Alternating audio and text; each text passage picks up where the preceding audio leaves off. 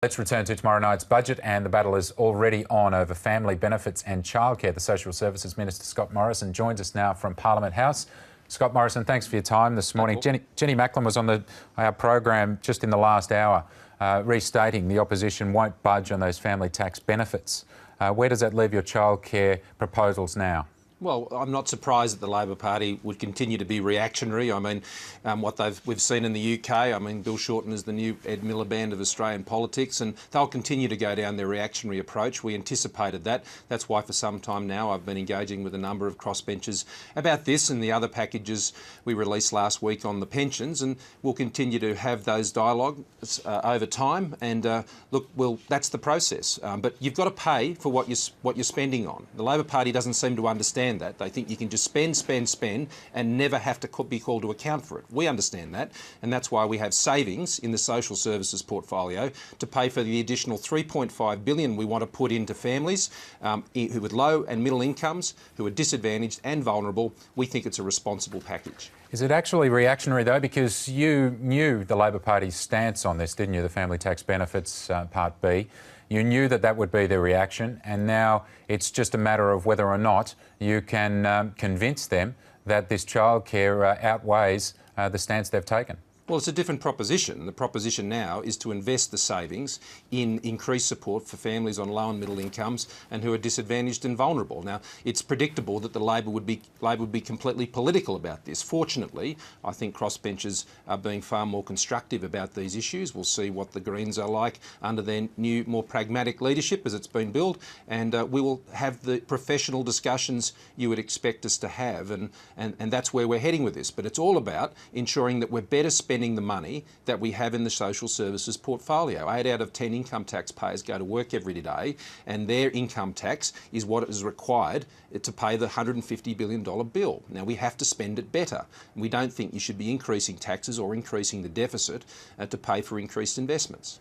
Your childcare proposals were roundly applauded yesterday. I haven't heard much opposition to them. In fact, Jenny Macklin said to us this morning that she thinks they're good. The only thing she doesn't like about them is it's going to take a long time to bring them in. So it's not a matter of convincing people about your childcare package, is it? And I just wonder, from what you've said there, are you anticipating your best shot of getting these things through is through the crossbenchers to change their minds on family tax benefits? Well, I think once again Labor have dropped the ball when it comes to fiscal responsibility. They like spending money, they just never want to pay for it.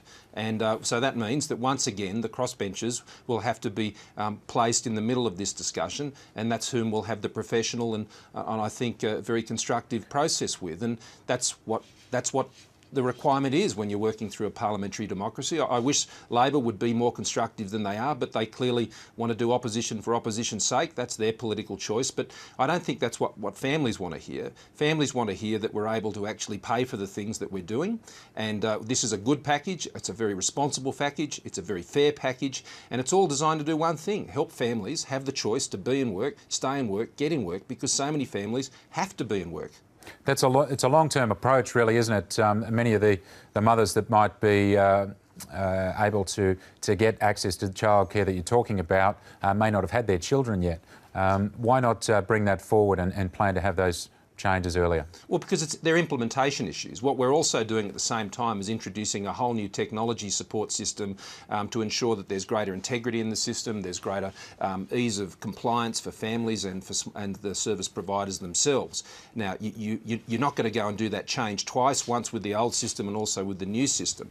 And so this is just a sensible, common sense approach. I mean, when we went to the sector and we talked about this, they preferred it to be introduced on a financial year basis, and so that puts us to July 17 rather than 6 months earlier than that. But even doing it 6 months earlier than that with the technology issues would be problematic. So we're not going to overpromise here. We're going to get the implementation right. The previous government made all sorts of problems in rushing their implementation, and it all basically crashing and burning. We're going to get the implementation right. Just to be clear on that before I move to another matter, Matthias Cormann was on our program about half an hour ago and basically said that you couldn't afford to do it yet. It wasn't about implementation. So which is correct?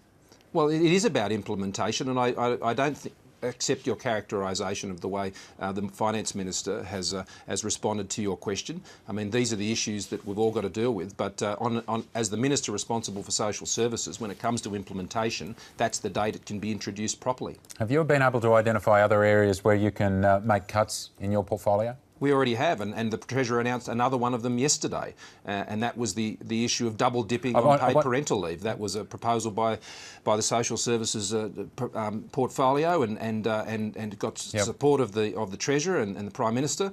And what this is doing, let me be clear: if someone is getting a lesser paid parental leave payment than they would otherwise get from the taxpayer, then their paid parental leave will be topped up.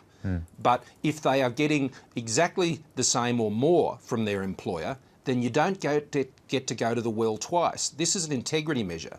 Basically, the scheme has had people having a loan of it who are frankly on much larger incomes, get the full 18 weeks from their employer and then turn around to the taxpayer and I'll say, I'll have that again, please. So I don't think that's fair. And Scott Morrison, is it accurate that this might save you $1 billion? Is that figure what you've come to there? Correct. Okay, and how many mothers have been double dipping?